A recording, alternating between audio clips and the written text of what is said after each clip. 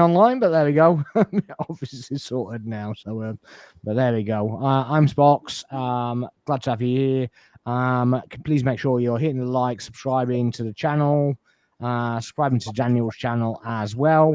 And yeah, we're going to get on with it, and we're going to discuss the SCR rules. Welcome in, Daniel. How are we, sir? I'm good, Sparks. I'm currently freezing in the outhouse with like -2 degrees. So I've got my raw milk hot chocolate, just like Erling Haaland, ready for the stream. Does it make you a robot that can score goals ridiculously? I wish it did. I wish it did. A 10-year contract at 500 grand a week, that would do very nicely. Thank you very much indeed. Yeah. So yeah, obviously we know that there's been some votes. There was question marks whether the vote over PSR and anchoring would actually happen. It has happened. Have you got the who voted for what with the anchoring one? Yeah. So who actually voted for the anchoring? Let me have a look at this article. So it didn't say who voted for the anchoring. Okay. Anchoring was voted on first, but received only 7 votes in favour, with 12 against and 1 abstention. I mean, it's a bit mad that you would even hold the vote because they kind of know this already. And I think the exit of Tim Lewis and Daniel Levy has kind of moved the barometer a little bit. Other clubs are kind of were already in there; they'd already set their stalls out. But obviously, with those kind of execs going, seems to have tipped the balance a bit. I was listening to Stefan Bornstein, whatever his name is, and I was kind of follow his stuff. He seems to be very very clued up with things. So if for those that don't know, anchoring was basically where everybody is set at the same limit. So everybody's set. They can only spend up to 5 times what the lowest earner plus commercial rights, so prize money and commercial rights in the league can earn. So it's 5 times that. And what was that more in line with UEFA rules?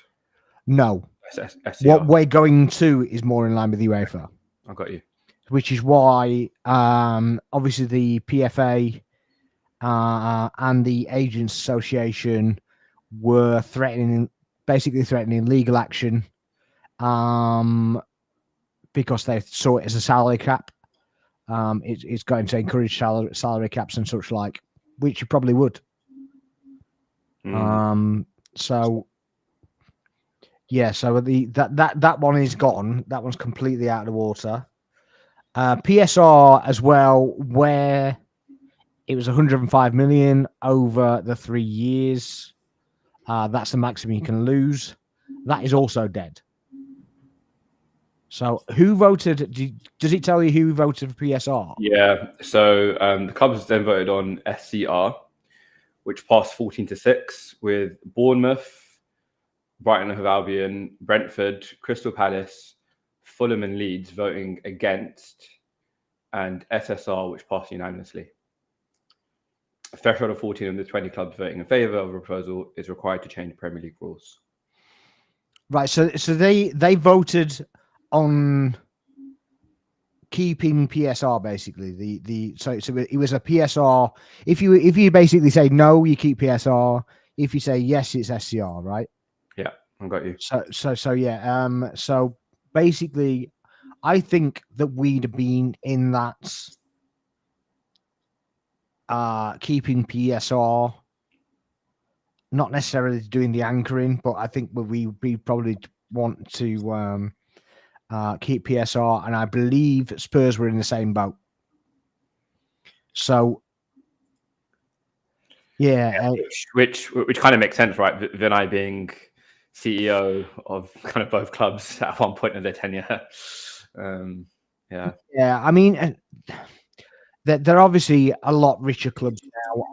Even Forest owner is loaded. He wants to be able to do what he wants. With the lower end, I'm not sure if it's really going to help that much because it's revenue based, player sales based, and prize money based, I believe. So you can now spend up to 85% of that revenue. But you can spend over that, but then you start getting in the realms of an amber alert and a red section.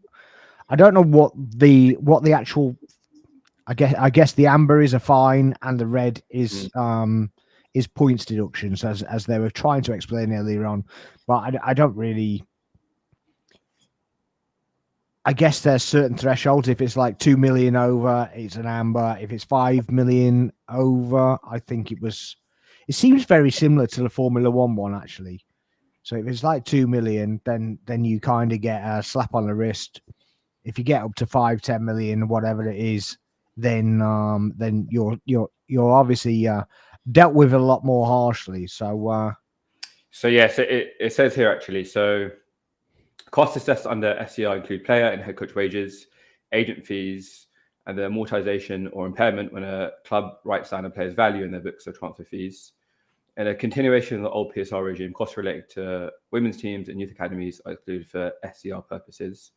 To allow for swift punishment, to avoid matters dragging over multiple seasons, as they have under PSR, clubs will undergo an SCR compliance test each March the 1st. If their squad cost is equal to or less than 85%, they'll be deemed compliant. If they exceed that level, they'll then be subject to an account confirmation test at the end of the season in June. I guess this is one of your lot. So yeah, you can encourage him to like and subscribe my video. One more doesn't hurt, does it? But yeah, so obviously it's slightly different from the PSR. Obviously, it's going to allow the bigger clubs to spend more again. Because it's obviously on a percentage. So, as predicted, the red cartel thing has come out again. And you're like, well, okay. So City don't earn any money, and neither do Chelsea, right? So, they yeah, but I mean, Newcastle are the ones basically saying that we're the red cartel, aren't they? So it kind of doesn't matter with them. But it's like, well, I just don't really understand. It's like, well, you're trying to build your revenue, but the problem with having a specifically Newcastle, how do you branch out? If you're a club in London. If you're a club even in Birmingham, you've got a lot of surrounding area you can kind of tack into. You can do whatever. But if you're in Newcastle, how are you branching out? Because you go so far and you're in Scotland, aren't you? So, yeah. And then you've got the rivalry between Sunderland and yourselves. Well, they're not changing, are they? Anytime soon, they'll be disowned by whoever. So, yeah, I can understand that you're going to try and bring more people into Newcastle and stuff like that.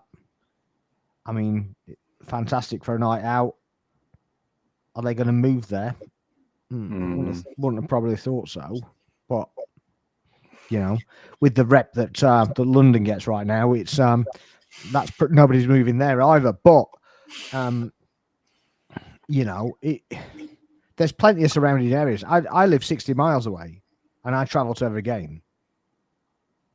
So it's not hard to travel 60 miles. But it is some nights. I mean, it depends. It depends if you've lost. It's harder to come back, obviously, with the 60 miles. But you're not changing your team just because you lost a game and it's made it hard to do whatever. So obviously they've got to do other things to increase revenues, haven't they? Yeah, yeah. Like what we saw with City, they invested heavily into the city of Manchester. They invested into the tram system.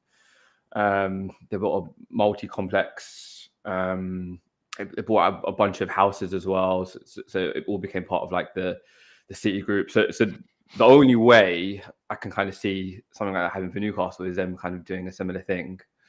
Or a multi-purpose stadium, or stadium, you which know. United were kind of proposing for Old Trafford, right? So Yeah, but I think Newcastle are proposing that for Newcastle as well. So I think it's a site that's, well, it's basically rotating the stadium. I think so. It's kind of, you know, the same land, it just rotates a bit. So I mean, anything to get out of the concrete jungle, eh? I mean, Jesus Christ, it's a bloody lethal going up there. How the hell they get away with sending people up there every week? I have no idea. And yeah, apparently it's on safety grounds that they have all the away fans at the back of it. Nobody should be at the back of that. It's a bloody death trap. It's a bit crazy. Yeah. Thankfully, I haven't experienced it just yet. But Oh, have you not been? No. I'm going to my first ever away day against Villa, hopefully in a few weeks. So I've got a ticket for that match. But Yeah. Fair enough. You have to give us a shout if you're around. But yeah, I mean, I go to both home games, some away games as well. So it's yeah. People say it's really lucky, but it's it took a lot of hard work, and a lot of graft to get those away points. So I can actually go to the away games. It's absolutely crazy. But yeah, overall, what are your first thoughts? I mean, obviously, it's quite deep of you know, what the actual rulings mean. But what are your first thoughts? Do you think it's a good thing that we're changing the system, or not? I mean,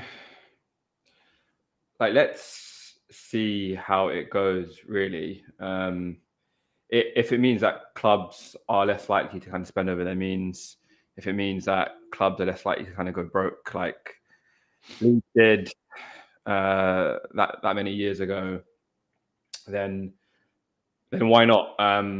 You know, I think fans of the likes of Everton and Forest will look back to the points they got deducted under PSR and be absolutely livid over what happened there. So they might be absolutely in favour of this right now. Yeah, I mean, obviously, if you get the points deductions and whatever, I mean, we all know that there's certain ones that seem to be going on forever. I wonder if they were waiting for this to go through to basically not upset somebody else on the apple cart, that basically who are going to vote in a certain way, not going to feel appeasement and not going to, I don't know, basically get on the victim's side as they see it. It's a good point, actually, because there were rumours that the financial punishments for said clubs was going to happen during this international break, but obviously it hasn't happened yet. So we've had 3 international breaks and it hasn't happened in any of them. Yeah. So it was basically said, oh yeah, it's going to happen in the international break. Okay, we're not sure which one. We're still waiting. So I just wonder. You know, I don't know anything, and I don't know if they're guilty. I don't know if I would assume, from my deduction of what's gone on, I would deduce that they're going to get away with everything. That's my deduction. I don't expect anything to happen at all. So maybe it will, maybe it won't, but that's just my opinion of that situation, to be honest. Yeah. So, what I read before was that the main club in question, if they were to be found guilty of some of the charges, would have faced something like a 90-point deduction, which would have resulted potentially in one one season in the Championship, if that was to be the case. But that was before the case had started. The court case. Do you think that they would do it like that though? Do you actually think that they would issue it all in one go, or do you think that they would do it over multiple seasons? I think for the punishment to be kind of have the utmost impact in one season would probably be the biggest kind of deterrent. See, I disagree. If you're basically on 90 points, half of that's what's 45, so you're at 23 points, for example. I mean, if they do it over multiple years, they'd have to do it a more round number, I suppose. But say they lost 20 points every season for 4 years, are they going to get Champions League football? Maybe, just about. Maybe scraping. Maybe. I mean, to get Champions League football, you need 60 points plus. Yeah, so 60 plus, and if you're on a 90 plus point season, you lose 20, that's 70. You know, I think that would hit harder, but again, maybe I just don't think that nothing. I think for a club of that size and its reputation being kind of completely in tatters, you know, what one season not playing elite football at all could have a massive impact. But yeah, but this goes back to like 2013, doesn't it? Yeah, it does. Yeah. So, I mean, yeah, all right, it's going to harm the reputation, but should it have that reputation anyway if it's found guilty? Obviously, I'm not entirely convinced. Do you know what I mean? It's got ill-gotten gains and all that. Yeah, for sure. But there are a couple of clubs that are actually facing charges, and then we'll probably get a result of it on in 2052 or something. At this rate, it's just a bit mad. But I do wonder if that's why it's been delayed. It's just like, well, we need to get these things through, and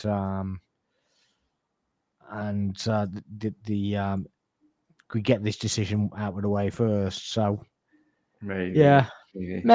I'm not entirely sure, but Jesus. I just find it mad, right? I actually find it mad that certain fan bases don't actually post about their own club. They post about our club all the time. Else. Yeah, and Arsenal. just seems to be about Arsenal all the time. And you're like, I just seriously, you know, I don't know if I just want to bin the app, you know, because it's just pointless. That's why I've kind of semi-migrated over to Blue Sky. Yeah, I mean, it doesn't have the kind of appeal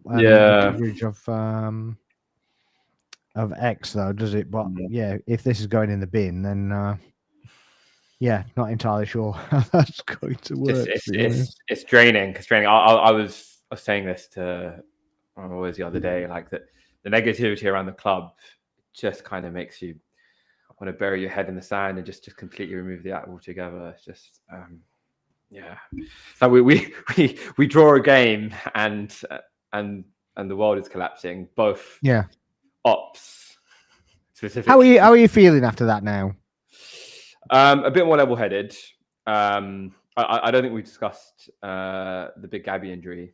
No, we can go on that and the impact that might have had. I think this week in particular will tell a lot about our kind of credentials and what may come May. I think it's a massive week in the season. Pep already with the mind games. Yeah, well, I mean, he's been doing that for weeks, to be honest. I don't really take any notice of that. And he's only doing it because he knows Arteta looks at the internet. He literally knows he's looking at the internet. Yeah. So and he knows the Arsenal. Well, more importantly, he knows the Arsenal players are.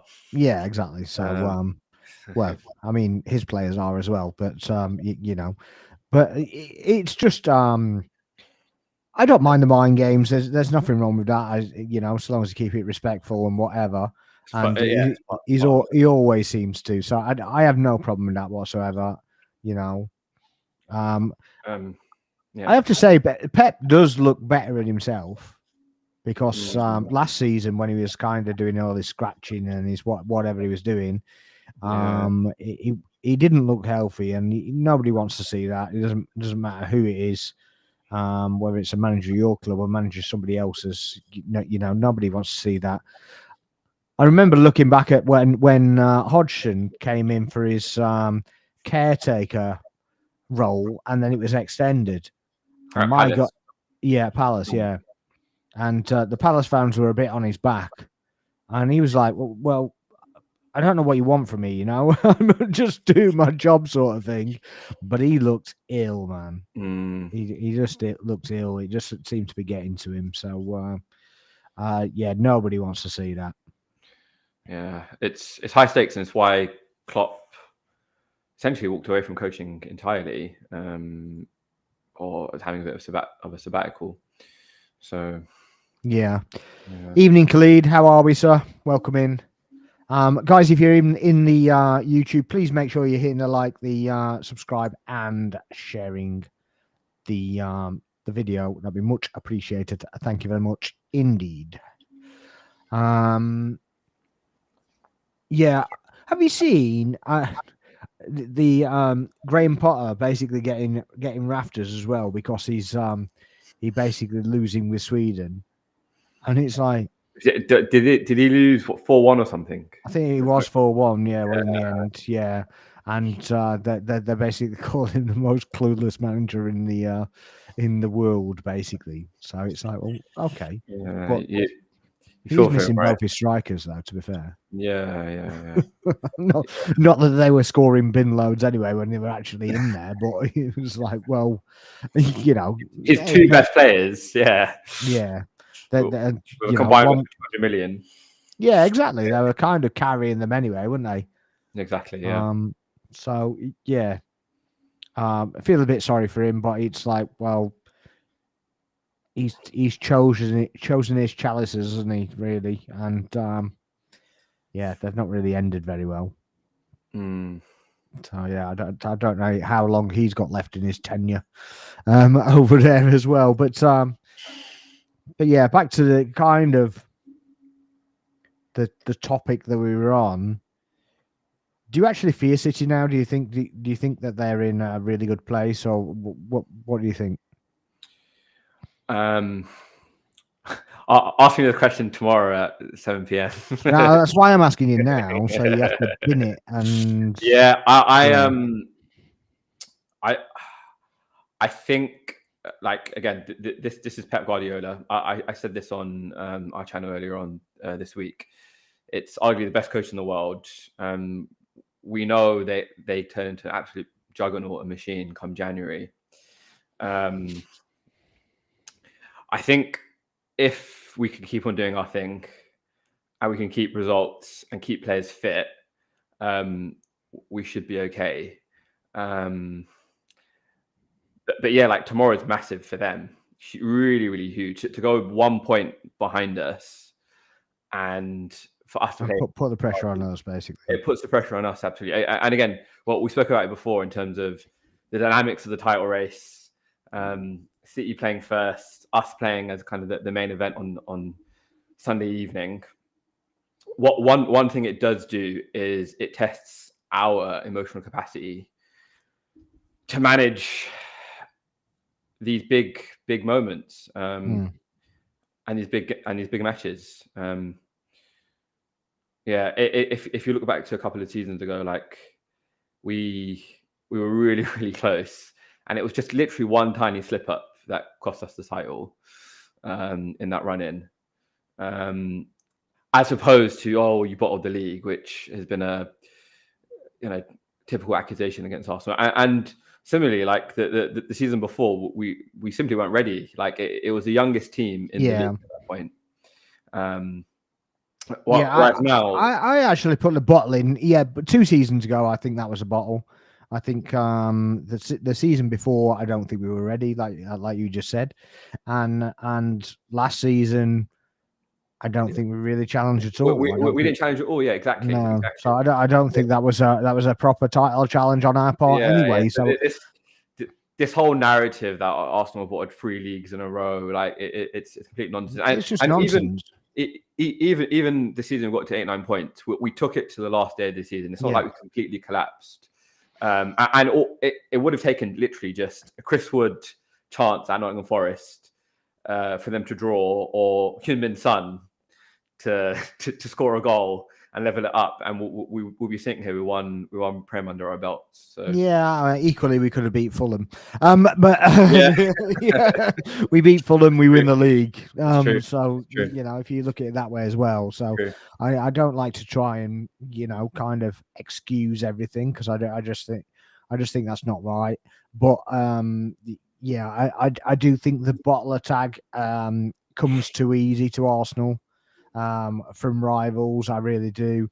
I also think that you said there that that City are this juggernaut at the end of the season. Well, that's kind of proof is in the pudding, right? Because they're in transition themselves now. Granted, they've got the same manager, and they've got Haaland, right? And they have some players that have been Rodri's there coming back. That I think is quite key. Like if he can come back to the levels that he was at a couple of seasons back, then I am truly worried. But yeah, I agree with that. But I think they've learned how to play without Rodri. I think that they've. I don't think they actually play the same way as they did with Rodri, and everything went through him. He was relied on for absolutely everything. And now it's not really the case, because everybody has to find a different way. Things are more direct. Switches of play are a bit more prominent. So I'm not totally convinced that will make as massive an impact as everybody thinks. Purely because I think that our midfield is of that kind of level. I'm not saying that any of our players are on Rodgers' level. I'm saying collectively, I think our midfield is definitely comparable to City, if not, comfortably better. That's not to take anything away from their midfield. I just think it's kind of a bit more. It's newer to the actual Pep way. And I'm not convinced that he doesn't trim off at the end, like in some ways Pep has kind of followed Arteta's lead in some ways, in terms of trying to play more direct. I don't think it's necessarily Arteta's lead. I think it's just the league's lead as a general, that you basically have to do the more direct thing. I mean, Pep's been doing that for a little while anyway. Liverpool did that the whole last season. They didn't play through, through blocks. They played over the top of them. Yeah. So it was kind of they'd either press really high up and win the ball that way, or they kind of win it deep, and then Virgil plays it one way, Trent plays it another way, and it either goes Salah or it goes Diaz, and they were quick on the counter. So I think that had a lot to do with it. But I think that everybody's saying that City right now are this juggernaut, when everything like the last 3 years, for example, when Arsenal were doing things, every day was a challenge and every day was a test. Every day was this and every day was that. I think they're in that position now. And I'm not saying that we're nailed on for the league or anything like that. I'm just saying that we have more experience through the failures than they do, I think. Obviously, barring the big boys that have been there and stayed there. Obviously they got now KDB and Walker. Stone's fitness being questionable now as well. Yeah. Khalid here says that Nico Gonzalez is very good. He's been very good for the last 3 or 4 games, 5 games. Yeah, he started off a bit shaky, didn't he? That. Yeah. And maybe he's working his way into the system. Maybe he's just in a purple patch. We know how these players go. So it could well just be a purple patch, and he's not getting the system at all. So, that has to be proven for me. Like when everybody was saying this has to be proven, this has to be proven, this has to be proven. For Arsenal, it's now on the other foot, in my opinion. Because even when we've recruited in the summer, only 2, maybe 3 of those players are actual starters. The rest fill out the squad. So yeah, I don't know what you think about that, but before we do that, it's just 23-24. We were the best. Everything went City's way, but we were the best team in the country. Yeah, I mean, yeah, we still couldn't beat West Ham. We couldn't beat. Villa beat us twice, I think, that season, didn't they? So it was Villa twice, West Ham at home, Fulham double, yeah. So what happened with that season was, well, Mikel discovered Havertz as a centre forward essentially in the second half, and what we had Super Kai between January to May. And he was just phenomenal for the entire 6 months. And it just changed our attack completely. It looked so fluid. And teams hadn't prepared or weren't ready for that. Obviously, they were kind of used to either Edin Nketiah playing up front or Jesus. And that's another dynamic that we can kind of look forward to now as well, with some returning players coming back. Potentially, we heard in Arteta the press conference. Have you heard the press conference? Yeah, today? I did. Absolutely no hints of anything. It's just literally stonewalled everything. Who do you think's coming back, Sparks? Because I actually think Martinelli's back. I think he'll be on the bench. I think I don't think there's anything wrong with Calafiori. Yeah. I think Arteta's chucking it there. Yeah, I don't think there's anything wrong with him at all. I heard. So I listened to the Arscast earlier this week or last week, and James McNicholas kind of blog he kind of hinted that Martinelli might not be ready for this Sunday and could be ready for Bayern. But yeah, whether that actually proves to be correct or not. And then Hand of Arsenal tweeted out earlier in the week that Gyökeres might not be ready. Yeah, but he's also put on a cryptic message earlier on today that basically said about Gyökeres, not Gyökeres, Jesus, and somebody else. I can't remember who it was now. But yeah, maybe. Who? Madueke? No, I think he had a relapse. Oh, okay. Yeah, well, not a relapse. I just think that they got the dates wrong. Yeah, because I heard rumors that he was meant to be ready for Sunderland, and then he got a bit of a setback. But then he might be ready for this Sunday. I think it's been like that for everybody, though, hasn't it? It's kind of a bit of a wishy-washy. Might be ready here, might be ready there, could be ready to possibly ready. I think Ødegaard will make the bench. I think it might only be Ødegaard based on what we've just heard and what we've said. And I think that they're not going to risk him from the outset. They're going to put him on the bench. Even still, 20 minutes of Ødegaard if we're chasing a game or if we're drawing against Spurs, what we saw against Newcastle. Yeah, so long as he doesn't fall on that shoulder. Yeah, or stick his knee out and collide with. I mean, that knee one was so innocuous on a kind of corner flag. It was there was just nothing to it. I know. And it was kind of only the adrenaline by all accounts that just kept him on the field. The field, yeah. But, I don't know. The thing is, it's got everybody guessing, hasn't it? And the thing is, why not? It's super good for us. Like, we don't know. We're guessing. Spurs are guessing. Thomas Frank is guessing. Exactly. He's not going to be able to prepare fully. Or he might be, predict a lineup and. Again, I predict Mourinho will start up front. Yeah. And whether Martinelli comes off the bench, whether maybe not Gyökeres if he's not ready, but Odegaard comes off the bench like what I mentioned. That would be good.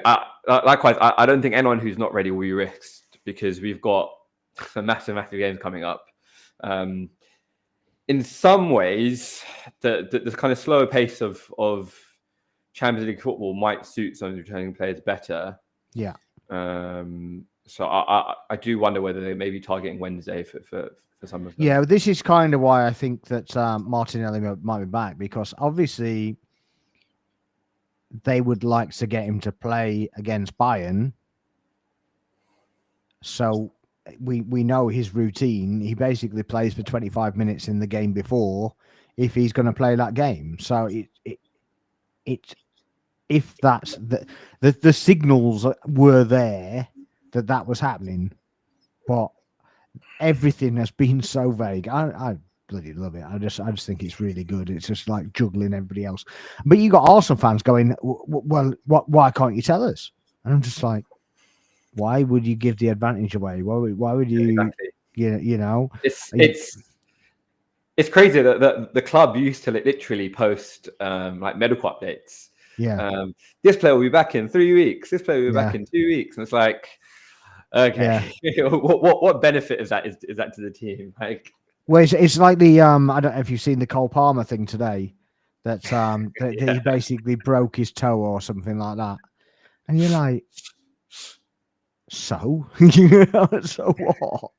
And just like Rice played with a broken toe. He wasn't particularly good when he played with a broken toe. I mean, him playing with a broken toe was still better than some. Yeah, absolutely. So I'm not entirely convinced that won't happen as well. So it's a good point. It could be a bit of mind games from Maresca too. I think they're all at it, aren't they? They're all from the same kind of ilk, the same camp, the same kind of training regimes and God knows what else, mind games and whatever. So it's Pep acolytes. Pep acolytes, yeah. I mean, how much kind of effect he has on them, I don't know exactly, but obviously if they're going to take one thing and they see him coming out in the press going, Arsenal got easy and they're not going to drop points and stuff, then but I mean, as much as you say that's mind games on us, that's also mind games on his own players. For sure. So it's like, right, okay, you can't afford to basically just take your foot off the gas. You've got to keep going with it. And if he thinks that, are they as bionic as people think they are? I'm not 100% convinced. I'm not writing them off by any means, and I'm not arrogant enough to say they won't catch us, they won't do this, they won't do that and the other. But I just don't think that they're the force that they were of 2-3 years ago. And I don't know if you've seen that Hasselbank interview on the Overlap where he was going to the lad. I can't remember the guy's name now. But he's like, oh yeah, we've seen City do it before. We've seen this and that and the other. You haven't proved that you can do it. You do this and you do that and the other. Well, you didn't prove that you could win the Club World Cup, did you? But you did it. You didn't prove that you could win the Conference League, but you won the Conference League. So you prove it by doing it, right? So you can't just. There's a lot of these crappy narratives that just literally just go, well, you can't do it because you haven't done it before. Okay, so Arsenal have never won a league, right? It just baffles me. Of course, we've won a league before. We know how to win a league. I know Arteta doesn't know how to win a league because he's not done it before. But Jesus, it's just so boring now. Everybody has read the same headline, and they just kind of juggle a couple of words around so it's actually their own tagline. It's like, oh God, do you realise how boring you sound? Yeah, I couldn't agree more. Yeah, that Obi Mikel podcast has got to be the worst podcast I've ever come across in my life. The guy that goes on it with him never challenges him on anything. It's like, I tell you what it's like. It's like an episode of Mic'd Up. It is literally like it's Owen like, Howard Webb, yeah, with a nodding donk. You can speak, and say whatever you want. Oh, do you think that should be that? Drone for another 15 minutes. Well, I think that should be in the penalty. There's a bit of silence as well. A bit more. You're just like, Jesus, man. God, you're just trying to bombard things, but it's all hype. It's just whatever's the headline. And then, well, he proved it, didn't he? Because he went against his own headline. So 2 weeks ago, he was basically going on, Arsenal can't possibly win the league. They can't possibly be favourites. Can't possibly be this, that, and the other. So last week, he's changed it, and they must. Yeah, they're the best team. They're the best squad by country mile. They have to win the league now. They have to win the league. Yeah. Yeah, the biggest thing with the Gabriel injury for me is everybody's going, well, you can't use injuries because you've got the best squad. Okay. I'm not using the Gabriel injury as any excuse. I'm not using the fact we've got 6 attackers out as an excuse. I still expect to beat Spurs. I agree. I still expect to beat them because they're not in a great situation. If they had all their squad fit, and we've got the odd player out, then I can completely understand it. Yeah. I was seeing some stats and seeing some data. Spurs have outperformed their XG, outperformed their stats. So really, they're comfortably like a mid-table side. We should be beating them. We should comfortably be beating them, but with or without Gabriel. Have you seen the away records? Because everybody's banging on about the away records, right? You know, the Premier League away records. Yeah. Right. So basically, Spurs are the top of the away records, right? Okay. Though they're only top on goal difference, right? Okay. Who's second? Who do you think is second? Second again, ole. Okay. Are second. And okay. We're 5 goals behind them. Okay. And we've been to Old Trafford, St James's Park, Anfield, Sunderland, Craven Cottage, and there's one more. I can't remember the other one is now. Burnley, wasn't it? Burnley away, yeah. So Burnley's easy. Craven Cottage was a Tough slip. ground It was a slip for us last season. Yeah. Obviously, being away to Sunderland, being away to Liverpool, obviously lost that.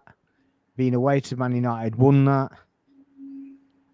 Away to Newcastle, won that. And Yeah. Well, without that Robbie deflected goal, we would literally be top of that league. So yeah, we'd be top of that league. yeah. But so Tottenham have won 4 and drawn 1, right? So their draws against Brighton. They won v They Leeds. came back from behind, for that one. Yeah. Yeah, they won v Leeds. They won v Everton. Won West Ham. And City's the only scalp, really. Yeah. But before they had Donnarumma, and it was a James Trafford error, really, which it was a howler, wasn't it? Really. Yeah. But then, I mean, Donnarumma's got howlers in him as well. But yeah, he does. He does. Yeah. So yeah, I mean, I don't know how he's already made it to better than Raya is the best keeper in the league. You know, all this nonsense. Well, he kind of helped win the Champions League with PSG last season, but yeah, that's neither here nor there. Like based on this league's form, he has to prove it in the Prem. He has to prove it in the Prem. Yeah, we can't score goals apparently, and we've got 20 goals, and we're 3 behind Man City with the easier games they've played, really. Yeah. So yeah, but I really don't. I just don't see them as that kind of force, and but yeah, and otherwise, I'm not blaming the Gabriel. I don't know about yourself. I'm not blaming the Gabriel injury on Arteta or anything like that. I don't know why he was playing anyway. I think it was kind of obviously. Yeah, I'm more annoyed at Brazil because he literally was training alone the night before because of squad management. Yeah, this is by all accounts a pointless friendly, albeit at his home club, his hometown, at the Emirates. But still, like if you know he's carrying something, if you know that you just don't play him. You don't play him for a pointless friendly. Yeah. By all accounts, if it was a World Cup qualifier, you can understand it. But it's like that old Arsene Wenger quote. When it comes to players going away on international duty, it's like someone hijacking your car, wrecking it, and then leaving it out for someone else to pick up the pieces. I mean, how many times did that happen to Van Persie? Yeah, exactly. Literally go on international duty, come back with his glass ankle broken on the treatment table, and here we go again, same old scenario. Yeah. But did you see Rice talking about Mikel? I haven't seen that actually. I have seen a clip. It. Yeah, there's a clip. Yeah, I don't. What does it say? In essence, he was like, "Don't judge Mikel now. Judge Mikel once it's all said and done, once it's all over, because he's going to win everything." So when he retires, basically. Yeah. And he said it was such bravado, which kind of backs up what a lot of the tacticos have been saying about Arteta, that he is an elite coach. And these narratives from the likes of TalkSport, and it's just complete nonsense. But yeah, like it was very heartening to see Rice talking about Mikel in that way. Because the one stick which opposition fans love to beat us with is like, well, he hasn't won the league yet, but the proof's in the pudding. He's still here. He hasn't gone away yet. So yeah, and also that I read apparently that Rice has been looked at by Real Madrid, and everybody's going to leave and all this lot, and you're like, here we go again. You kind of get somewhere, and I understand it to a point. You kind of start to get to a point where the Real Madrids are looking at players. But where are Real Madrid putting Rice? Right now, I mean, obviously they have to drop players and whatever, but it's already, so rich, that squad. It's untrue. They need to de-bloat it, if that's even a word, rather than anything else, to be honest. So it's just a bit mad. I don't really something else just put in the works to try and unsettle. Yeah, literally the same thing happened with even Liverpool. So the German press was blaming Mohamed Salah for. Yeah, I've seen that one. Yeah, I watched another stream about it. You're like, what? So because he's not passing to him. It's Salah's fault. Didn't he do another one where he basically missed an open goal or something, and they basically said, "Oh yeah, he'd have another assist if he'd have scored the open goal."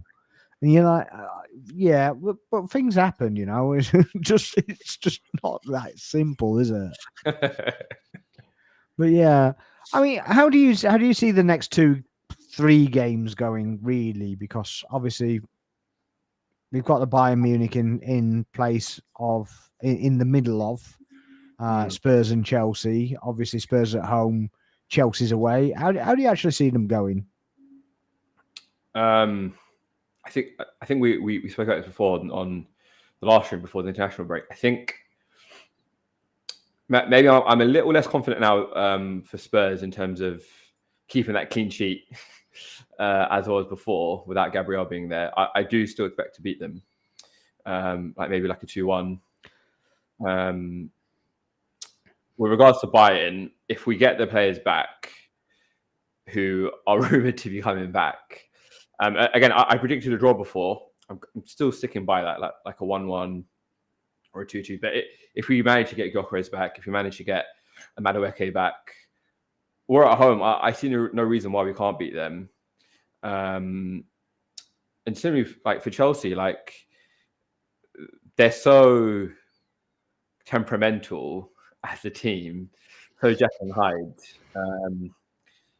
Again, by this time next week, if all those players are back, again, I fully expect to beat Chelsea as well. In fact, even with Mikel Merino up top, I expect to beat Chelsea.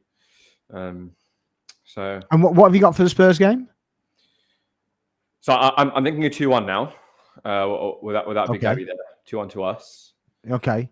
And you were talking a draw for the Bayern game. Yeah. Right. Yeah. I mean, Bayern will be tough. And I think that's fine anyway, because we've done, provided we don't implode in the other 3 games, we can afford a draw. We can afford a loss, even, to be fair. But obviously it's at home, so we should be aiming to at least get a point, if not winning the game. We've still got to play Inter away, Brugge away. Is that it? Inter away, Brugge away. Kyra is the last one, isn't it? The home one. Yeah. So, yeah, that is, isn't it? So Brugge away, Inter away, Bayern at home, Kyra at home. Kyra Almaty. Yeah. So that's right. It. There's 4 games, isn't there? Yeah. Yeah, because we played 4. Yeah. So I mean, I think that if you can get a draw out of both Bayern and Inter, yeah, we're absolutely fine. And then we get 2 wins out of the other 2, then happy days. For sure. I mean, Club Brugge will be tough. Did they beat Villa? If I'm not mistaken. Brugge, did they? I can't remember now. Last season? Anyway, I might fabricate.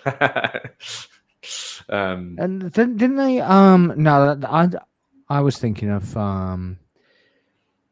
Karabag. Karabag drew with Chelsea. Drew with Chelsea, didn't they? Yeah. I feel like Club Brugge got a big result, but against someone notable, but I just can't recall.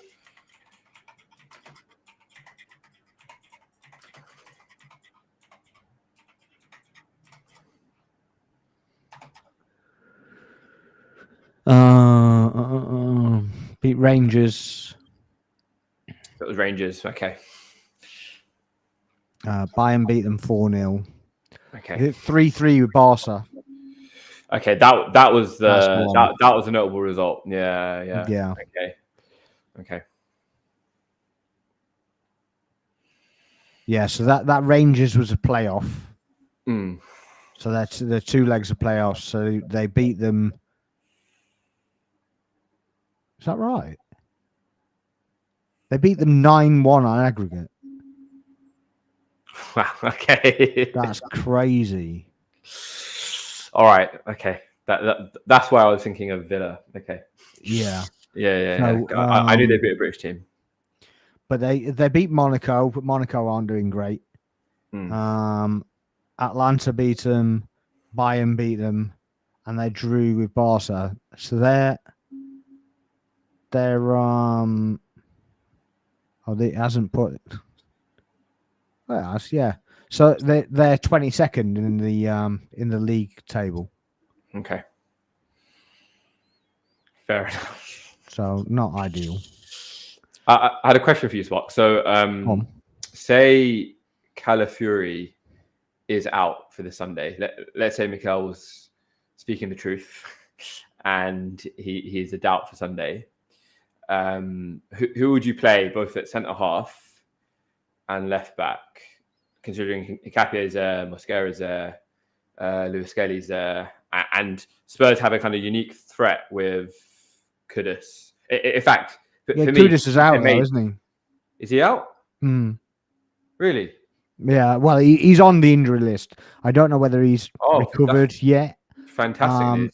He's on the injury list. There's quite a few actually. I was looking at this earlier. That's really good news because he's one player who I would be worried about. And if you think back to last year, he caused Lewis Kelly some trouble with the sending off versus West Ham. Yeah. So these are potential knocks. So this is only on live score. So Ben Davies, Christian Romero, Kota Takai. That's cruciate ligament, so he ain't coming back. Ben Davies has got hamstring strain, so he ain't coming back. Romero's a knock, so he might be back. Kudus is a knock, so he might be back. Archie Gray's got a calf injury. He's got a knock. Okay. Basuma ankle injury. Kulusevski's got a knee injury. Yeah, he's not Dragoshin knee injury, ankle injury for Dominic Solanke, and James Maddison has got a cruciate ligament. So Maddison definitely not back. Ben Davies not back. Takai, I don't think gets near the first team anyway. Kudus could be back. So yeah, what do you think? So I think if you're saying Calafiori is out, I'm playing Nkapie at the centre back, and I'm playing Lewis Kelly left back. But I've got a feeling that there's nothing wrong with Calafiori, and I think that he will play the centre back, and Lewis Kelly will play the left back and do the inverting role, and they'll kind of swap positions if you like. Yeah, I've got you. So he will go on to his inversion, and Calafiori will basically essentially play left back, but not play left back, if you know what I mean. In his weird Maverick style, weird Italian Maverick style. Yeah. I got you. Okay. So yeah, that'd be my pick. But yeah, if Mascara, I think it's the wrong side. I don't think we need to do that. I agree. I think if we if one of Nkapie and Lewis Kelly or Lewis Kelly is not available, then yes, you could do that. But it's the wrong side. It didn't work with Kivior that much, and I don't think we need to do it. Mm. There's another kind of narrative as well. There is another move. Go on. Timber plays the left centre back, or even left back. He won't play the left back because obviously you got Lewis. Well, he could do if you got Nkapie in there. Yeah. So he could play there, and White could play right. White could play right back. Yeah, that's another move. So that's the other move. Yeah. So this is the other reason you don't obviously tell anybody what your cards are, right? Yeah, exactly. Yeah. There was another narrative brewing, or there's another narrative brewing about Eze. So obviously he rejected Spurs. Yeah. So that kind of adds a little bit of spice to this match as well. Yeah. What do you think about like his temperament for this game? There were maybe some question marks as well before that Palace match, and he went and scored that cracker. Yeah. I just think he's been asked to play a different way, to be honest. I don't think he's done anything groundbreaking for us, but he's had a couple of clutch moments, one of them against Palace. So I don't see he's done anything wrong. Has he elevated himself? No. Has he, done anything groundbreaking? No, I don't think he has. But firstly, he's in a new system. He'll never have played against a low block. Well, not say never, but very rarely played against a low block for Crystal Palace. He might have been in one, but not really facing one. So you can understand kind of having to adapt to being stifled a little bit. I also think that he was probably brought in as the left inside forwards, stroke 8, stroke, that it's not really clear where the position was, where it is, whether it's in place of the left 8 role or whether it's the winger role that just gets inside. I think it's that winger role. I think Mikel's optimum kind of play here was to play how he's playing Trossard, have Eze there, and having Calafiori being at Maverick and just kind of causing absolute confusion. But really, as a kind of playing a similar role to what he was playing at Palace, coming as essentially a left 8 really, but coming in and dropping in that way. But yeah, he's been forced to play that because Ødegaard's been out for 12 games, is it now? Yeah. So I think that obviously, he can't play in his actual position. He's kind of been played in his utility role, in his left 10, 8 to 10, whatever it is. It's very difficult to define, isn't it, sometimes, because, we don't necessarily play static positions. They're like flexible positions, but yeah, it's I always call it like the 8 to 10 role. He's kind of been put in there, but I think if Ødegaard was around more, I think he'd be more on the left wing, the inside forward, cut inside. That's the Trossard role, because that's what he does anyway. So I think he's there to take over or to facilitate what Trossard does. Yeah, and if you think about Trossard's age, almost every season since he's joined us has been whispers about him moving or being unhappy or something like that. So yeah, you could definitely maybe see that sort of thing happening in the summer next year. Yeah. Hopefully by then we'll have Semenyo to have our two players for every position. Yeah, well the Rodrigo rumours has kind of started again, so I did see that. Yeah. I mean, where do you stand on that? Do you think that we should still get Semenyo? Do you think we should get Rodrigo? If given a magic wand and you just kind of pick one, obviously it's realistic, but I mean, obviously if we don't know the parameters that we're kind of dealing with. I absolutely love the fact that we're getting Gooners into the team and becoming full-fledged Gunners and full-fledged first-team players. The likes of Saliba being a boyhood Arsenal fan, the likes of Eza being a boyhood Arsenal fan, following his heart. And if the rumours are true about Semenyo being an Arsenal fan, It's not a rumor. He just admitted it. Okay, then perfect. Yeah, he's nailed on. He basically said. Is that an interview, right? Every interview he does, basically, he says he's an Arsenal fan. His favourite stadium's the Emirates. Emirates, yeah. Not because he's done any results there, but it's his club sort of thing. So it's no secret whatsoever. Yeah, again, that kind of has a big impact, I think, because you've got people who genuinely want to play for Arsenal Football Club, and I think it matters a lot to Mikel about getting players who want to be here and playing for the badge and playing for the shirt. So for me, it's Semenyo, and also just based on form as well. Like Rodrigo's kind of fallen off a little bit. Whether I mean, you can't use with Alonso as well. Yeah, I know. Yeah, you can't really use his form because I know. He doesn't really play that much. I kind of know that he spat his dummy out a little bit because he didn't want to play on the right side all the time.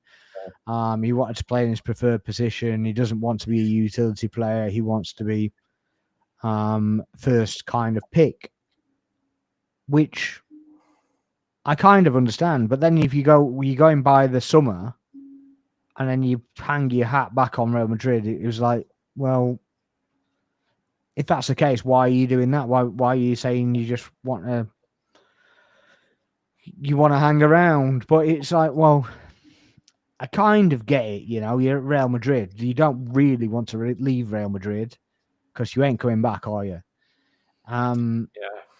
Yeah. But I wish he should. He showed the ambition to basically want to come. Want to be the man. Yeah, be the main man somewhere. Yeah.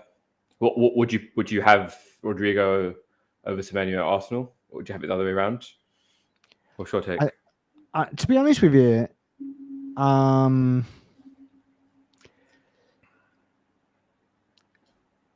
I'd still get Rodrigo purely because he's a winner. Purely because he's done it. He's got over the line. And as much as Semenyo is the guy right now, I don't know if he puts the fear into opposition players. And he's a little bit younger as well, right? Rodrigo. I think Semenyo's 26 now. I believe they're the same age, aren't they? I'm going to look it up. I thought Semenyo was 26 and Rodrigo was 24, but have a look. It might be. So that's also a factor if you were to go the other way. Yeah, he is 24. Yeah. So that could maybe swing me more towards the Rodrigo camp, I guess, based on kind of longevity on age. Yeah, I mean, obviously age curves is a big thing. Yeah, as well. I guess the other thing is whether they're cut out for the Premier League, because you kind of already know that Semenyo is. Yeah, and that's kind of my other thing as well. Like buying from within the league, you don't have that adaptation period. We've seen successes for us before, like Trossard coming in, even Ben White signing him from Brighton. Eza as well. But buying Prem-proven players does seem to be a bit of a strategy and seems to have worked for United. A bit too early to call it, but the likes of Mbeumo doing quite well for them there as well. So yeah, that's kind of my other thinking. In that they're Prem ready, they're good to go. Yeah, I get it, but I mean, even though he's he's won the Champions League, he's won the league in Spain. It does count for a lot, having that winner's mentality and having that experience and bringing that into the squad. I mean, again, I get the whole element. Someone's hungry; they really want to prove themselves. You know, think back to like Jamie Vardy in 2016. But you know, it's 25, Semenyo. Okay. But, yeah. So yeah, give or take it. Yeah. Okay. One thing I would say is, I don't know if it's not proven that Semenyo can step up to the level, right? But Rodrigo coming into the Premier League has a lot more to prove than Semenyo. Do you know what I mean? Because he's an outcast from Real Madrid. He's kind of failed there, and he might have that little bit more drive to succeed. To come and do it. Yeah, it's a good point. Because Semenyo could just be, he's playing that way to get his move, and then he gets his move and it doesn't quite work out for whatever reason. That's the only thing that worries me, really. It's a good point. Yeah, I'm. If you think back to some of the players we've signed before, you know, Alexis Sanchez coming in from Barca, wanting to prove that he's a man, doing it for us. In that same vein, and likewise as well, when PSG suddenly had all the mega stars, it not kind of clicking for them because there was no kind of main man for that side. And I think if we look back or think back to kind of Liverpool at the moment as well, you know, there was real emphasis from Slot at the beginning of the season to kind of have play build up through verts. Whereas that's not how they kind of operated last season. So there was that kind of tension there, I think. I think there's a lot of being butthurt gone on. You know, Ekatike gone there, he done all right, and they're still by Isaac. Well, weirdly enough, like rumors of some discontent there as well, like with Ekatike. You can understand it, like they're having great form and stuff, but that was the whole point of him picking his shirt up and, you know, showing his name to the crowd and all that nonsense. It's like, support me, forget that idiot. But getting yourself sent off to make your point is not really the way. And could have been the start of their decline because they lost. It was funny though. You just literally just going, "Are you okay? What the hell are you doing, man? That is not the way to make your point." You know. Seriously, wait to the end of the game, take your shirt off and give it to a kid in the crowd. Yeah, exactly. That'll do much more. Honestly, that'll do much more than getting sent off for showing your shirt off to the crowd. against Southampton in the Carabao Cup, third round of the Carabao Cup. The best one was that when they were comparing the goals that he'd scored and that Gyökeres has scored, they were using Community Shield goals as well as cheeky, yeah. So you're like, no, nowhere else does it actually happen where you're using goals from that competition. We're not even allowed to own the trophy, let alone exactly. let alone have the goals in it. But, the Liverpool lads from my channel have got their heads in their hands right now.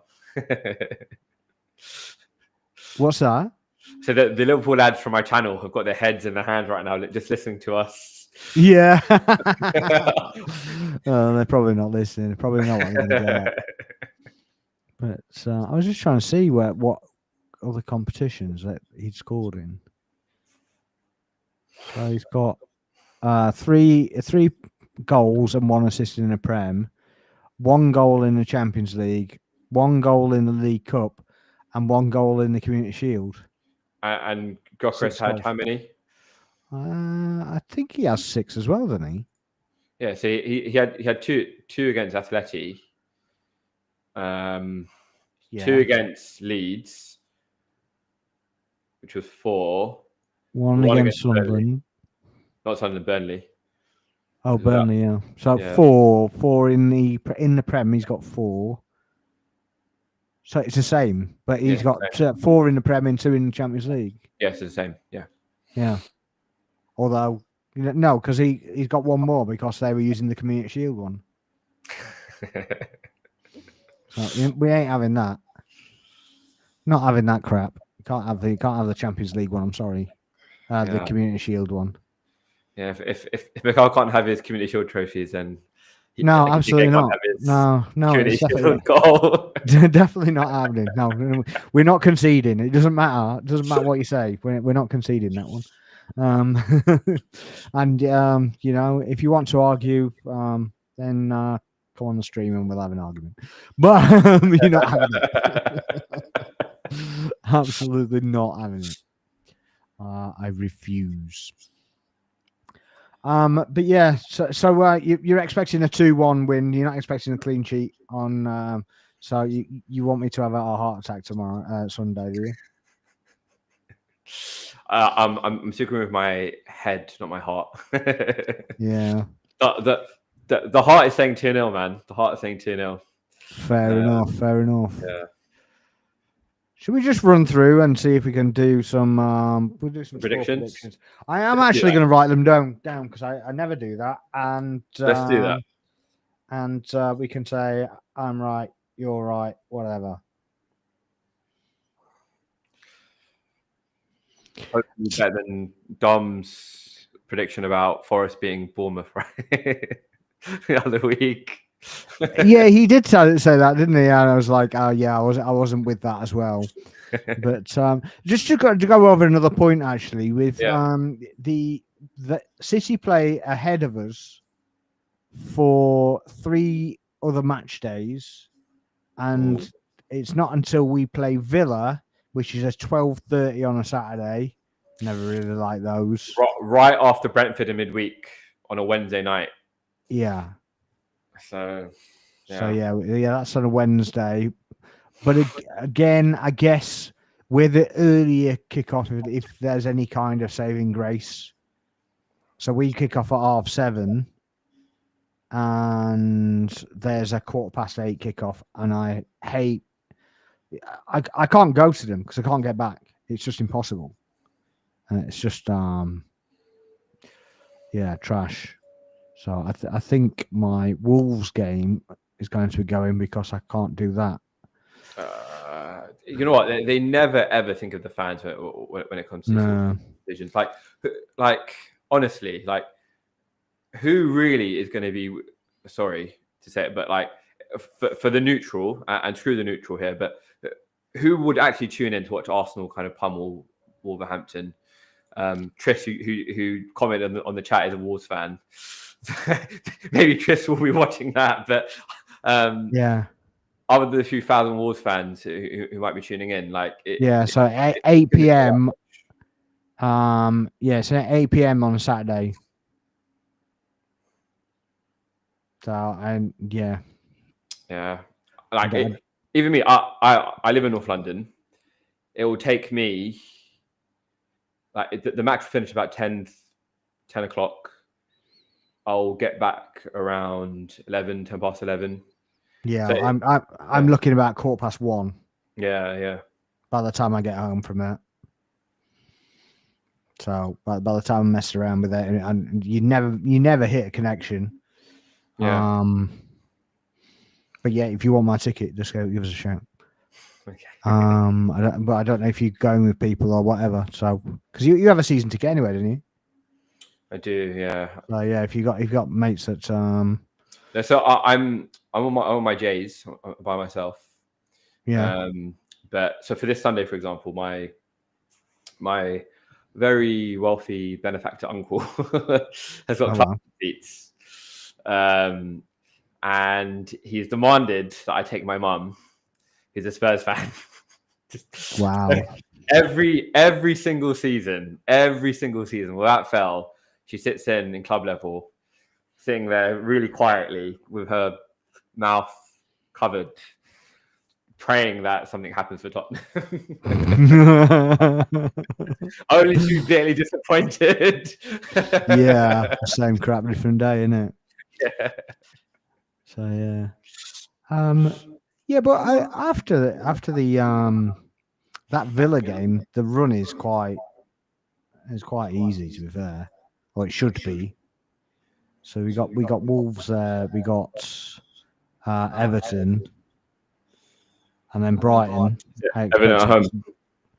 Everton's away, Brighton's away. at home. Yeah, that's it. Everton away. Yeah. And then Villa at home. So Villa's quite the 2 games are quite close. Yeah. And then they play them really soon to each other, and then after Christmas it's Liverpool on a Thursday night. Like, honestly, God. Yeah. It's like the 3rd of January or something like that. Yeah, 8th of Jan. Yeah, madness. Right, yeah. So that's going to be fun, definitely. Mm. Right, we're on 12, aren't we? So Burnley, Chelsea. 2-1 Chelsea.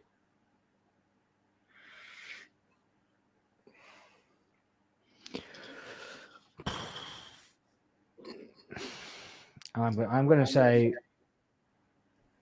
I'm going to change that. Let's see it. I put it the wrong way around.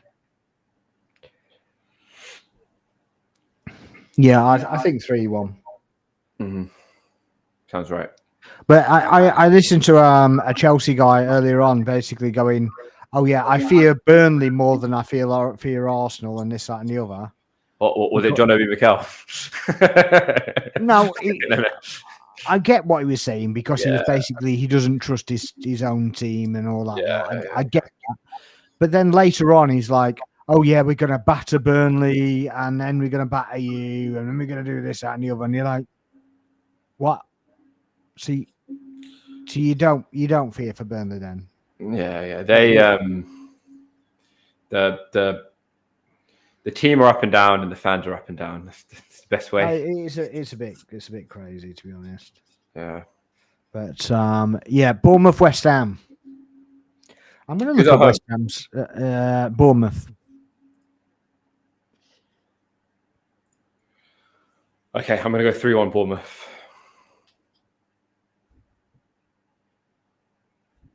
Bournemouth form, right? This is what I want to look at, because West Ham have had a bit of a resurgence, haven't they? They have, yeah. After kind of, though, how they beat Newcastle, I have no idea, because Newcastle were just pony that day. But anyway, yeah, Bournemouth beat Fulham, drew with Palace. I think I called that, by the way. Was I on stream with you when I said that was the 3-3? Yeah, you were. Yeah. Did call that? I was well impressed. Yeah. I was impressed until I realised that I didn't put any money on it. Like, you call things like that, you've got to put money on it. It's just not cricket if you don't. But there you go. They beat Forest, and then they lost to City, lost to Villa. Okay, so the 2 losses kind of expected, right? Though why they were playing that high line against City, I have no idea. West Ham, they lost to us, lost to Brentford, lost to Leeds, beat Newcastle, and beat Burnley. It's just a bit of an odd one. Yeah, it's baffling. So what are you going for with that? Sorry. I said 3-1, didn't I? Did you? Yeah, I said 3-1. I stick to that based on what you said. Let's go 3-2. Let's go 3-2 Bournemouth. I still think they beat them.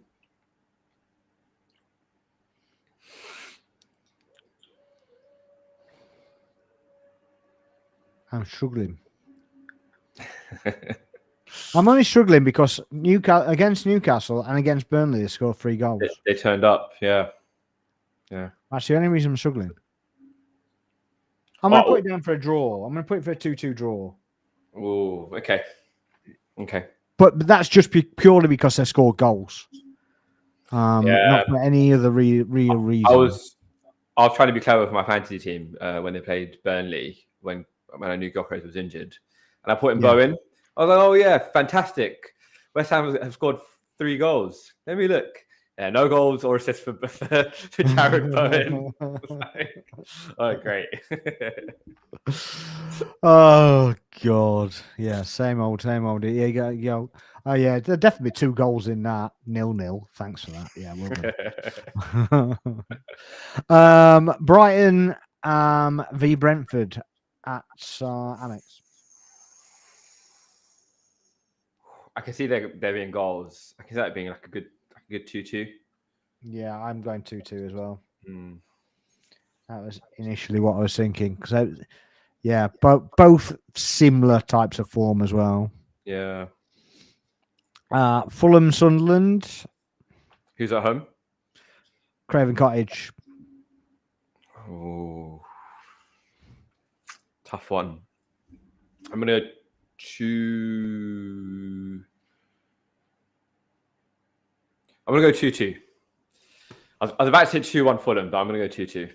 I'm going 2-1 Sunderland. Okay. I'm going 2-1 Sunderland. Yeah. Okay. So you're going 2-2, yeah? I'm going 2-2. Yeah, I'm going 2-2.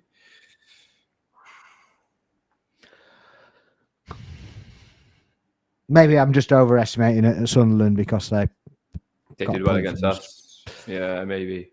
Maybe that's all that is. And they did beat Chelsea, but yeah, and that was at Stamford Bridge as well. So hopefully, hopefully Chelsea are basically doing a Spurs resurgence and working on their away form, and we being a Bridge. That would be very nice indeed. Thank you very much indeed. Liverpool v Forest at Anfield. This is actually harder to call than you think it should be. Bearing in mind that Liverpool lost to Chelsea, lost to United, lost to Brentford, beat Villa. I know. Lost to City. And it is Forest under Deitch. Forest under Deitch, yeah. They won a game in Europe as well under Deitch as well, didn't they? Yeah, they did. Are they actually unbeaten under Deitch? I feel like they lost one match under Deitch, but I don't know. I have to check the results. I'm not sure. Well, game week 9, they played Bournemouth and lost, but was he there then? When did they sack Ange? It was against the Chelsea game, but what game was that? Was that game week 8? That's 8, yeah. Yeah, so they lost the Bournemouth match then. Yeah, under Deitch.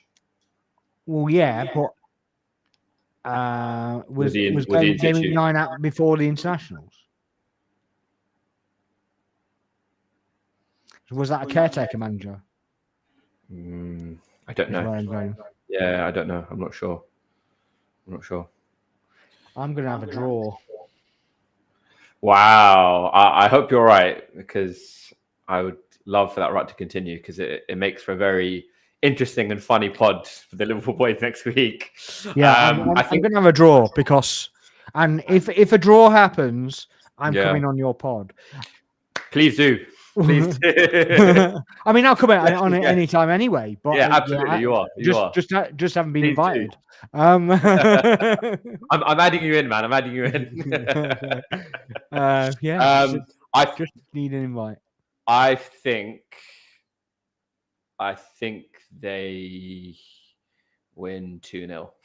I think Liverpool win 2-0. Liverpool win 2-0. Yeah. But you're hoping my result comes in, aren't you? Yeah, absolutely. You're begging it. Wolves against Palace. Who's home? Wolves. Wolves at home. 2-1 Palace. Actually, no, sorry. 2-0 Palace. Yeah, I think a 2-0 is more.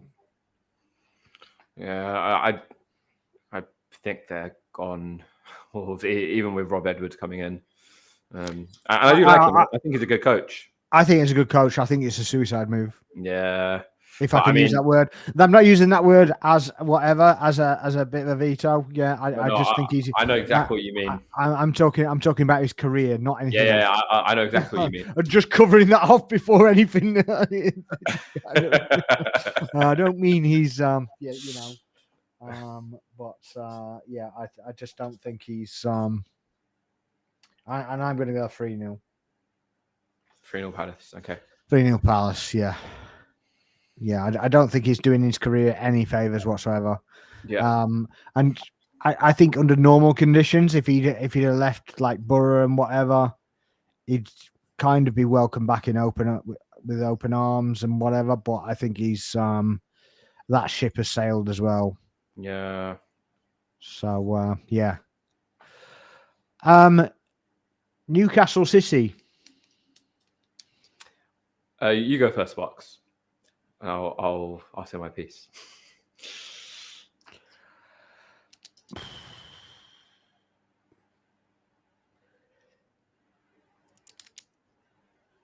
I'm going for educated hopium. Right, I'm going 1-1. I like that. I like it. Yeah. So they did get beat by Villa. The other teams they played are relegation sides. Brentford, Everton, Bournemouth, and Liverpool. Love it. Absolutely love it. I don't mean it, Liverpool fans. I don't mean it. I'm honestly. Oh dear, it's too easy. It was too tempting. Sorry. Oh dear. Right, where are you going? Where are you going? You said educated hopium. So what? You're going Newcastle win? No, I'm going for a 1-1. Going for 1-1. Okay. I was thinking the same. I was thinking head and heart, both thinking a draw. I can see Voldemort getting a goal, and I can see Haaland getting a goal. It would be a game of the strikers. My kind of thing is that they're not the strongest defensively. Although I think that Newcastle haven't been on the richest vein of form. I still think that they're missing Isak, even though Voldemort has done his thing a little bit. So yeah. I just think they might pick it up. And it's Saturday night under the lights. The Geordies love a big team coming there. They get up for it, don't they? So I mean, it's a tough place to go. Yeah, hopefully they're supporting their own team rather than supporting them wanting to put us down. Do you know what I mean? Do you know what I mean? That goes on far too often for me. Yeah. So yeah. Well, it's true. It just seems to happen a lot. Just like, I want my team to lose because I don't want. I don't want Arsenal to win the league. league. Save football, not have Arsenal winning it. Why? You need to be doing the best for your team, right? When it doesn't do anything else, then that's it, isn't it? But yeah, it's just bizarre. I just don't really understand it. But there we go. Leeds United, Aston Villa. Leeds at home, right? Leeds at home at Ellen Road, yeah. So I played my wild card for my fantasy team, and I put in Emi Martinez and Emi Buendia into my squad. So I'm going to go 2-0 Aston Villa. I feel like they've turned a corner after their atrocious start. Yeah, they definitely turned a corner.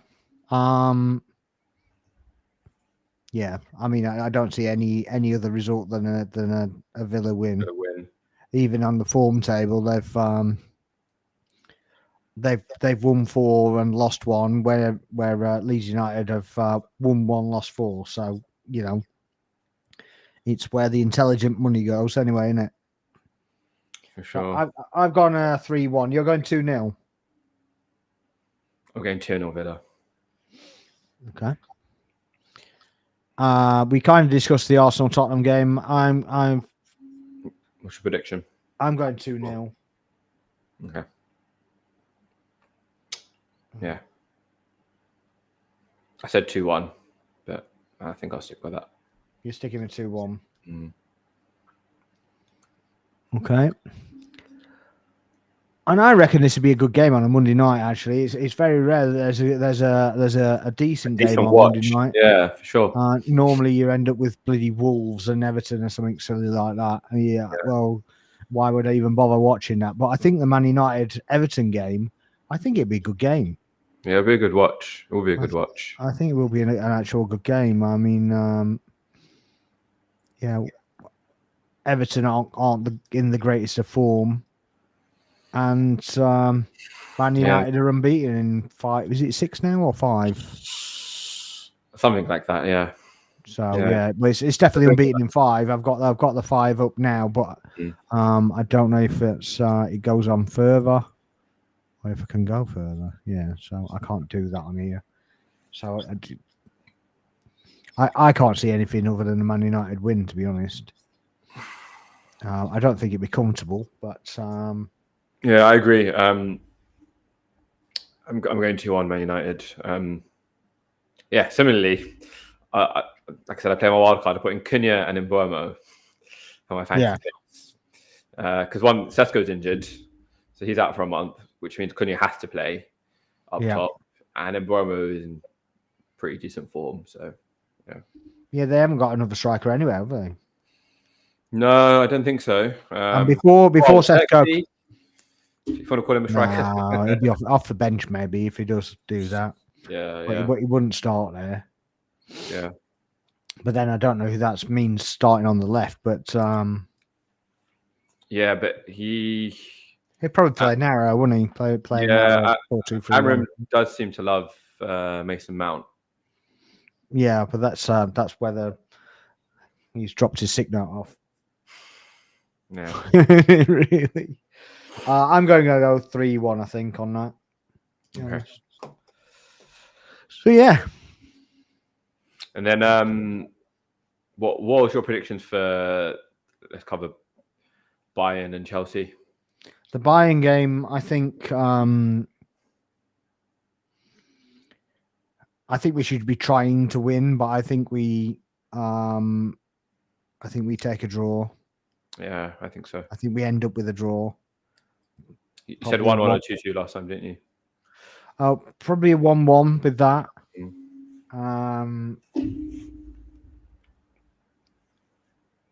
Yeah, but it could quite easily be 2-2. I mean, yeah, I think they were in the last, not the Champions League game gone, but the one before that, Bayern were 2-0 down and brought it back to 2-2. And in their league game, when we drew, they drew 2-2 as well. So, and they were 2-0 down. Okay. So they just didn't wake up. I saw that, yeah. I did see that. But and then Chelsea for next week? Very early predictions. I mean, obviously depends on getting players back, but I'm confident about it that we should go there and win. Yeah.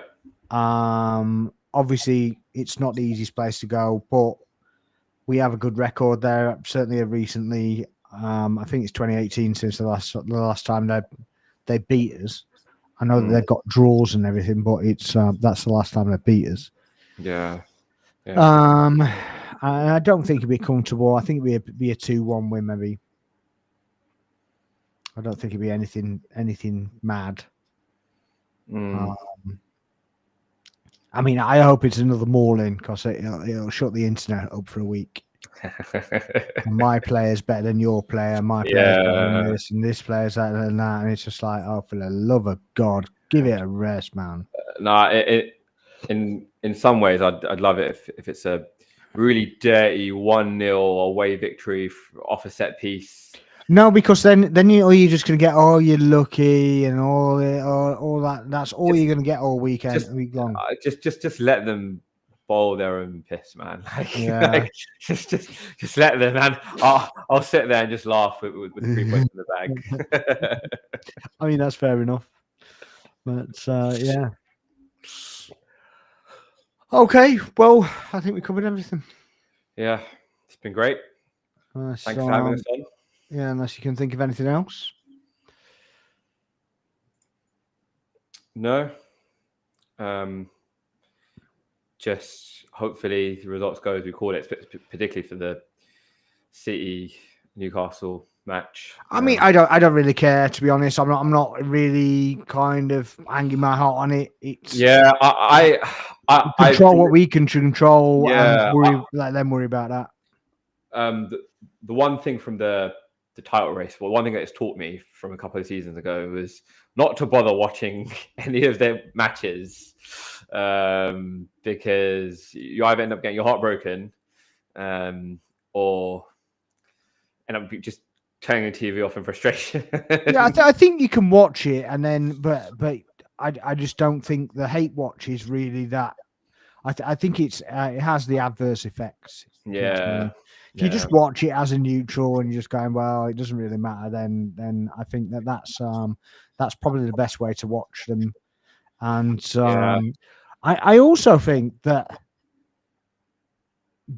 pegging it, if the 3 occasions they play first, and those 3 occasions we actually bring the gap back to where it was the 3rd time, I think when we play Villa, I think it is, and we play first, I think we do that twice.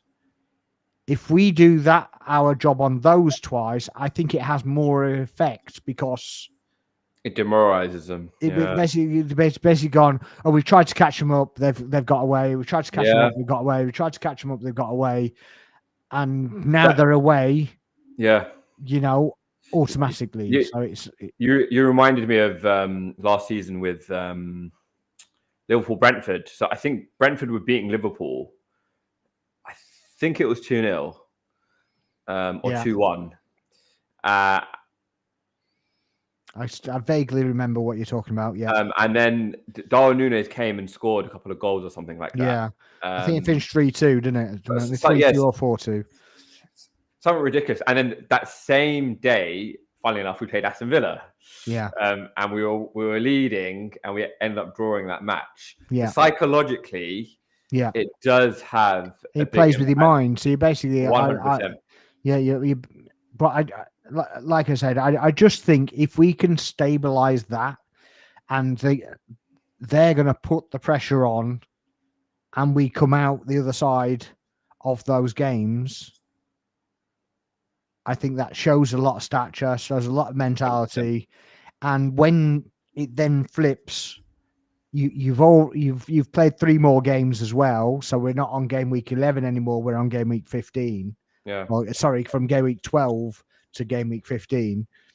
So I think that has the adverse effect for them that they've caught, but they didn't make any ground up. I fully agree, and you're going to be talking about champions elect potentially. I'm going to say it. You're going to be talking about champions elect if that outcome happens. And I think the only time that really happens, and I don't know where the City game is, but I think that is going to be the kind of the point where that is kind of stepped on, because then if we do go to Etihad and we beat them at Etihad, I think it's quite late on, to be honest. 18th of April 2026, game week 33. Yeah, so yeah. I think the league, it could potentially be done by then. It's similar to what Liverpool did.